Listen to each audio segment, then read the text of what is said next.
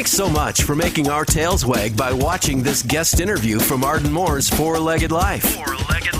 Now, here comes another pawsome guest interview from Arden Moore's Four-Legged Life. Pause up, pet pals. Welcome to Arden Moore's Four-Legged Life show. I'm your host, Arden Moore. He's back, and not a scary way, a good way. I'm talking about America's veterinarian, Dr. Marty Becker. And the cool thing about Dr. Marty, we've been buddies for about 20 years or so, and he has many achievements. He's very humble, but he is America's veterinarian. He is a New York Times bestselling author, and he is the founder of Fear-Free Pets. And Dr. Marty is here to unleash some great tips to help us with our pets reduce what's called FAS. That is fear, anxiety, and stress. And a lot of our pets are dealing with this as we kind of climb out of this COVID pandemic. Dr. Marty, you ready to come back on the show? I love you. You know, I always, the thing is, when over the years, you and I have learned from each other. We've helped each other with different projects, and it's just amazing to think of, like, for pet safety, the differences you've made. You know, you've taken that from somebody talks about to actually teaching people how to do it. That'd be like talking about CPR and not learning how to do it right. And you know what? In my Pet First Aid for You program, and I also am an instructor, so I teach a 16-hour course for people, 2 days with Pro Pet Hero. I am so blessed, Dr. Marty, because Pet Safety Cat Casey, my orange tabby, and my terrier mix Kona, pet safety dog Kona, they're in the classroom. People are practicing, or they're watching them live on Zoom with their own pets. And so that's one of my biggest passions. And you're on our advisory board for Pet First Aid for You, as well as some other stellar veterinarians. And I learned from you all and keep bringing it out. But just to deviate for a second, there is no rule that says teaching pet first aid has to be boring and everybody read a paragraph from a book. No. We do mutt-givers. We do hacks. I like it. Yeah, we do hacks on what to do if happens, and you have a drawstring of your hoodie. You've got an IKEA bag you can use as a gurney. So we do things like that, and we safely transport them to the veterinary clinic. So it's kind of my thing that I'm passionate about, but thanks to learning from people like you, we keep upping that game. So I think Mikkel, your daughter, a very accomplished in her own right as an animal trainer for Fear-Free Pets, and a writer and an author. And oh my God, her list is long. She's going to take one of my classes. Nice. Hey, by the way, you know, you're the queen of puns. Oh no, you're the king of puns. We'll be the undisputed king and queen of puns. But we're royalty. I loved your one when happens. I didn't miss that one, by the way. I love that one. That was so subtle. That's for advanced people. Well, let's have a little fun, because people don't know, when we get together, it's a pun off, right? Oh yeah. And bad jokes. So, all right. Do you know what the favorite instrument of dogs is? The dog's favorite instrument? No. The trombone. Oh, come on. That's a groaner. Yeah. It's a groaner. Do you know why cats don't play poker in the jungle? Why? There's too many cheetahs. That's pretty good. Hey, that's what I can tell my 12-year-old granddaughter. Well, bring it on. I mean, you and I think wordplay is fun. Don't you think people learn when they're happy and they can laugh a little bit? Oh, absolutely. You know, my whole career of being a communicator was to edutain people or infotain people. You know, it's not always appropriate. You're talking about youth, right. And no, we don't joke around, but people have, you know, when I started doing Good Morning America in the 80s, those segments were 7 to 8 minutes, and then they became 6 minutes, and then 5 minutes, then 4 minutes. And now most TV segments are 2.5 minutes. Right. So things just people's attention span is much shorter. And if somebody that just drones on, it gets, you lose your audience. And So just Well, back to I mean, life. you're right, because this is a new format for me, being on this nationally syndicated radio show, and I'm watching clocks because we have different segments, but that's okay. I think if we can give a bite of good information about pets, we've done our job, right? Well, that's a good example. I think now, uh, you and I both written a lot of books, and you're lucky. Like you just had a bestseller. It's really hard now to get books that aren't anthologies or celebrity kind of books to sell really well, because people want to go and get one bite-sized tip. So if their dog is burning the grass, you search for burning the grass, right? I'm not going to probably buy a book, Right. sadly. But that one of the things when I went to Ukraine recently, and so I'm here representing the World Small Animal Veterinary Association and World Vet stuff indirectly, and the AVMA, but Fear Free officially, is everybody was going up to pets and greeting them wrong. So these pets are coming across the border, and what do? They come up. Yeah, they talk lean to forward. about that, because dogs, I call it the doggy De Niro. Mhm. You're looking at me, I'm looking at you. You're looking at me, I'm looking at you. You don't want a face-to-face off, right? No, they mean well, but they're leaning over. Oh, no. So they're like Halloween big, looming as big as they can be, with their fist out, with direct eye contact. So all three things are wrong. You want to let the dog come to you versus you going to it. You want to turn sideways, best if you take a knee, if you're able to. You can Okay. glance at the pet, but avoid prolonged direct eye contact. That dog has smelled you for it. You even saw it. It's so you don't have to put your fist out there in its face. Yeah. But when I was teaching people that, there was, even the days that I was there and then following back up, a dramatic decrease in injuries. And so when I don't care if you're on the Starbucks patio, you're going to visit somebody at their house, you see a pet on the street, you're at the dog park, learn how to greet pets correctly. And what right do you now, think about taking that? Just take a breath and let it out, and just approach calmly instead of like a crazy loon. Yeah. And 1 out of 2 children are bitten by the age of 12. Wow. And so we all learn stop, drop, and roll. I don't personally know any kid that I've ever known personally or even tangentially that is caught on fire, but they know stop, drop, and roll. That's right. They do not know what they've got a 1 out of 2 chance of getting bitten by a dog. And what do you do to stop that? And the 3 reasons kids get bitten is: 1, they wake them up from sleeping or nap. Oh, okay. 2, they approach them when they're around a food bowl or a toy or treat, so they got some kind of valuable item. 3, they bend over with the direct eye contact, real low, so get bitten in the face. So you learn that if you don't do those 3 things, because a lot of pets are painful too. So if you just startle them and touch them up and wake them up, they're reacting out of pain.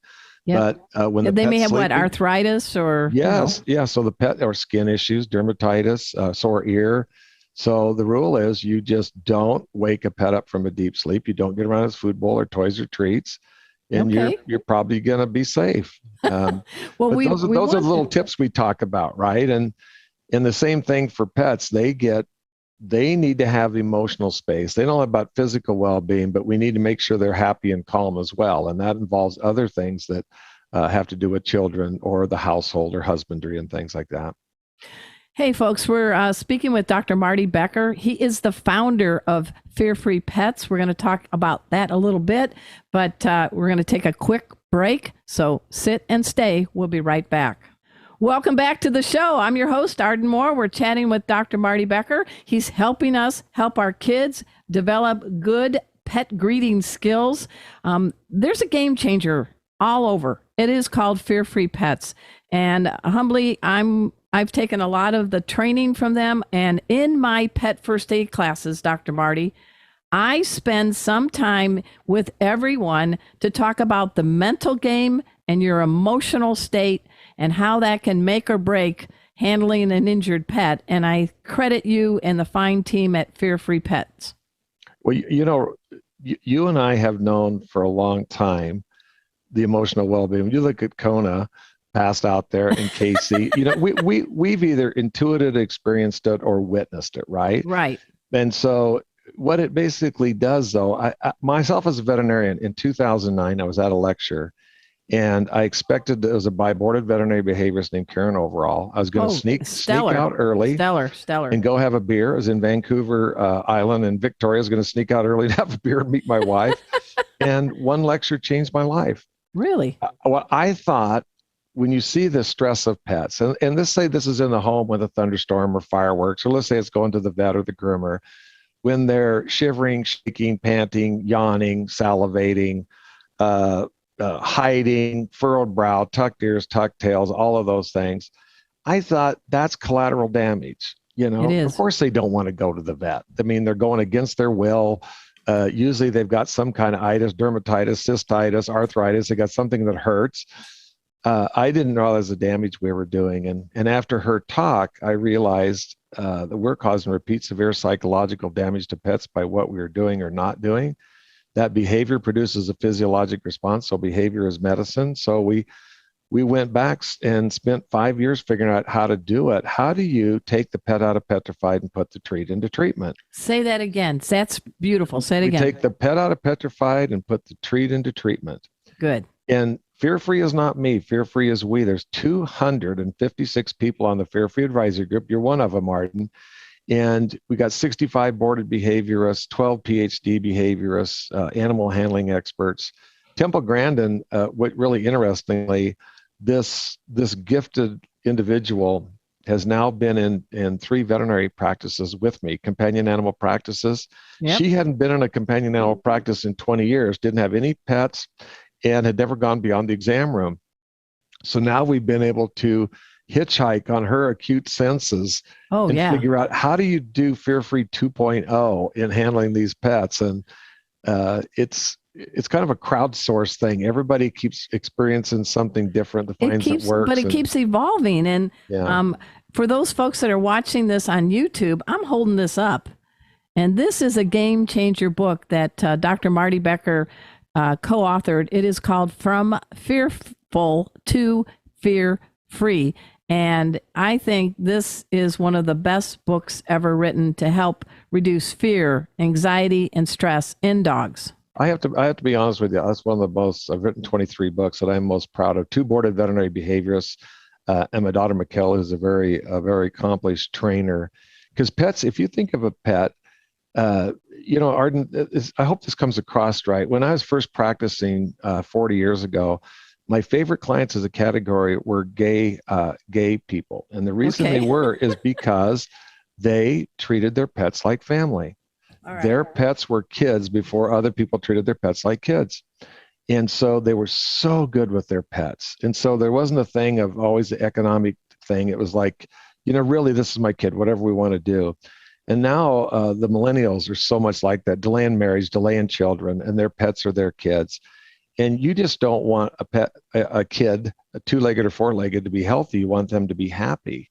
Yes. And we've kind of figured this out. I don't care whether your dog has noise phobias or fear-based aggression or has trouble going out on walks past the dastardly dog that it passes, or a bad experience at the dog park. You can't just let that go without taking attention to it. Like, you and I know, you'll go to a dog park or you'll go to a Starbucks patio and you'll see these pets are in extreme distress. Yep. And their moms or dads are just oblivious to it, thinking they've taken them out and they're having a great experience. And it's not that hard. When a dog is in a vet hospital or in the car or going in the groomer, they're not panting because they're hot. They're panting because they're stressed. They're not yawning because they're bored. They're yawning because they're extremely stressed. Right. And so you work to remove or reduce the triggers for an individual pet. And if you can't remove it, you're going to have to go to a nutraceutical, a compression garment like a thunder shirt, pheromones, or pharmaceuticals. So I know. Well, it works in concert is kind of what you're saying, and slow and steady, right? Because when I got married, I inherited a 12-year-old scared of veterinarians. Don't put me in a carrier cat named Mikey. He is now almost 17, and he purrs on the vet table because it's cushioned, and there's a feline pheromone spray, and he's in a carrier that's top loading. And these are things I learned from your fear-free program. You know what? That is absolutely perfect. Yeah, because he's got that soft thing that has I guess it's him, has his scent on it. Yes. Those pheromones are taking him back to his mom. Long as he's in that thing and they'll put a little towel over it, he thinks he's hiding. Yeah. In fact, in the practice where Fear Free started, North Idaho Animal Hospital up here in the Panhandle, 85% of the cats that aren't sick or injured will take a treat. Yay! Power to the felines. Yeah. That means you got to have low levels of FAS. You have to have cats that come in hungry, and you got to have incredible food rewards. So these cats coming in, they have Costco tuna, Costco salmon, Costco shrimp. They got warm deli turkey. They've got bonita fish flakes. They've got Vegemite. They've got green olives. I'm getting hungry. They've got whipped cream. They got churro paste. They got peanut butter. Yeah. In fact, churro paste, I got to give a shout out to them. I have no connection with them. And we got about a minute left, so go for it. CHURU. If you want something, you're going to trim your cat's nails. And we do this with our cat. We trim his nails. Churro paste, trim a nail, eat some churro paste. Trim another nail, eat some churro paste. Trim another nail. It's called having a feline mani-pedi. I tell you, that churro paste, it's I think it's a Japanese company made in Thailand, but that stuff is so like a little yogurt tube you squeeze out. Yep, it is good. I have it. I use it. Yeah. Hey, one thing real quick, if I can squeeze this in. Okay. Fearfreeshelters.com is complimentary to all shelters and rescue. Good. And we've gone over 60,000 people have completed that 5-hour online course. Oh, pause and so up. You don't have to work at a shelter or rescue to take this. Fearfreeshelters.com. It will change your relationship with your own pet. And because you now see it being happier and calmer, if you're working with animals, whether just interact them informally or positively or proactively through a profession, it's amazing. It is a game changer. I want you all after the show to go to fearfreeshelterpets, right? Fearfreeshelters.com and then fearfreepets.com. And then fearfreehappyhomes.com is is a complimentary consumer portal. It's a great one. Fearfreehappyhomes.com too. Hey, I want to give you a big pause up for all you do, Dr. Marty. I thank you so much for being on our show again. And Pet Pals, we're going to just take a quick break and then return to the second half of the show. So sit and stay. We'll be right back. Thanks so much for making our tails wag by watching this guest interview from Arden Moore's Four-Legged Life. Four-Legged Life. Make sure to subscribe so you're up to date with all of our Four-Legged Life content. Four-Legged Life. Four-Legged Life.